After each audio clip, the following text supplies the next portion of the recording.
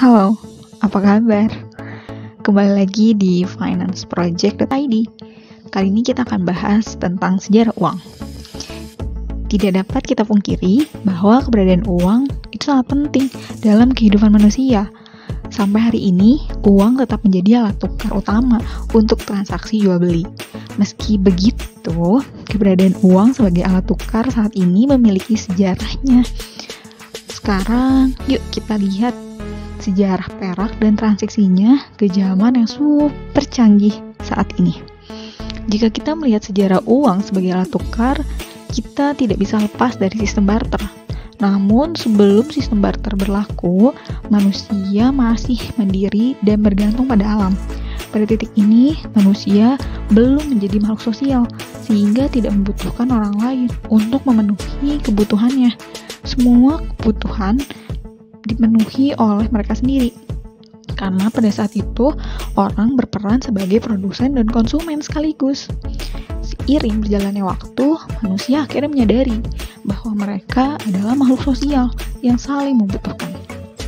Orang-orang pada titik ini akhirnya menyadari bahwa barang yang mereka hasilkan tidak cukup untuk memenuhi kebutuhan mereka.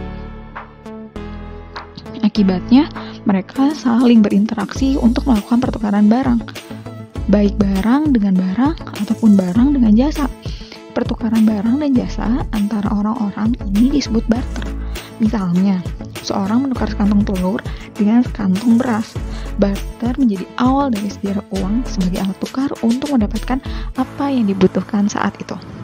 Sistem barter secara bertahap mengalami masalah ketika dua orang yang melakukan pertukaran tidak setuju atas nilai pertukarannya. Adanya masalah ini akhirnya mendorong masyarakat untuk berinovasi menciptakan uang komoditi. Akhirnya, sekitar waktu itu, umat manusia mulai mengadopsi barang-barang pokok yang dimiliki hampir semua orang sebagai standar pembayaran. Komoditas yang dimaksud antara lain garam, teh, tembakau, dan biji-bijian. Namun pada waktunya sekitar 9.000 hingga 6.000 sebelum Masehi. Setelah itu, uang komoditi tidak lagi berupa benda-benda kecil, tetapi diubah menjadi ternak. Kemudian seiring dengan munculnya budaya agraris, uang komoditi juga mulai bergerak kembali, berupa hasil pertanian seperti gandum, sayur mayur, dan hasil bumi. Pada 1200 sebelum Masehi, perak sebagai mata uang primitif yang digunakan. Perak primitif ini berasal dari cangkang atau moluska lainnya. Orang menggunakannya sebagai alat pembayaran yang disebut kauri, yang berasal dari Kepulauan Maladewa di Samudra Hindia. Peternakan sapi telah menjadi komoditas berharga sejak awal peradaban Cina dan India, yang kemudian diangkut melalui jalur perdagangan ke Afrika. Orang Eropa kemudian menamakannya wampum sebagai mata uang pasar. Mata uang komoditas di setiap belahan dunia berbeda-beda loh, tergantung perkembangan peradaban masing-masing saat itu. Uang secara umum diterima oleh masyarakat sebagai alat tukar dalam kegiatan ekonomi. Kehadiran uang memudahkan jual beli barang dan jasa dengan lebih lancar dan efisien. Nilai uang juga telah berevolusi dari yang semula hanya sebagai alat tukar menjadi alat ukur untuk mempromosikan transaksi. Secara historis, keberadaan uang pertama kali ditemukan oleh orang Lydia yang tinggal di Turki pada abad ke-6 sebelum Masehi. Perak terbuat dari campuran emas dan perak dan berbentuk seperti kacang polong. Rasio kandungan emas dan perak dalam mata uang tersebut adalah 75:25 dan menjadi standar. Mereka menamai uang tersebut yaitu elektrum. Uang logam kemudian pertama kali diciptakan pada 6 sebelum Masehi oleh Croesus di Yunani. Dalam sejarah uang, bangsa Yunani dikenal sebagai penemu uang logam pertama. Bangsa Yunani mencetak berbagai jenis uang logam yang nilainya mereka tentukan berdasarkan bahan pembuatannya. Namun, seiring berjalannya waktu, akibat keterbatasan bahan baku uang logam, yaitu emas dan perak, tercetuslah ide untuk membuat uang kertas oleh orang Tiongkok pada abad 1 Masehi.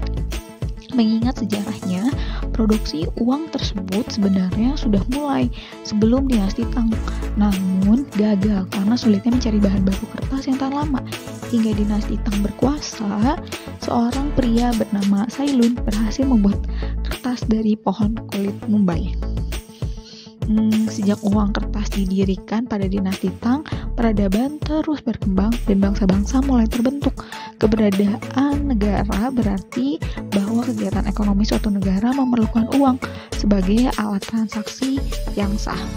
Sejarah uang berkembang sangat pesat hingga hari ini. Setiap negara sekarang memiliki mata uang yang sah.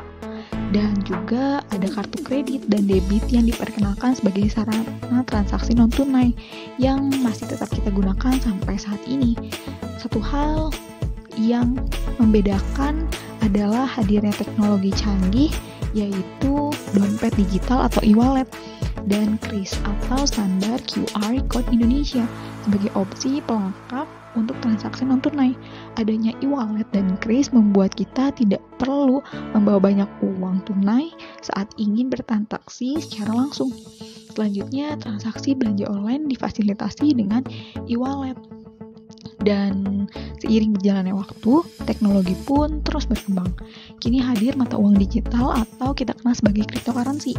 Dan saat ini keberadaannya dapat kita perdagangkan secara online seperti Bitcoin, Ethereum, Solana, dan masih banyak lain. Selanjutnya, mungkin ke depan akan lebih banyak inovasi yang muncul sebagai alat tukar. Dengan kemajuan teknologi yang pesat dan perubahan kebijakan ekonomi, uang tunai nilainya akan tergerus oleh inflasi. Jadi yuk saatnya kita naik level untuk belajar berinvestasi. Ayo sama-sama kita belajar finansial yuk. Semoga bermanfaat ya. Bye-bye.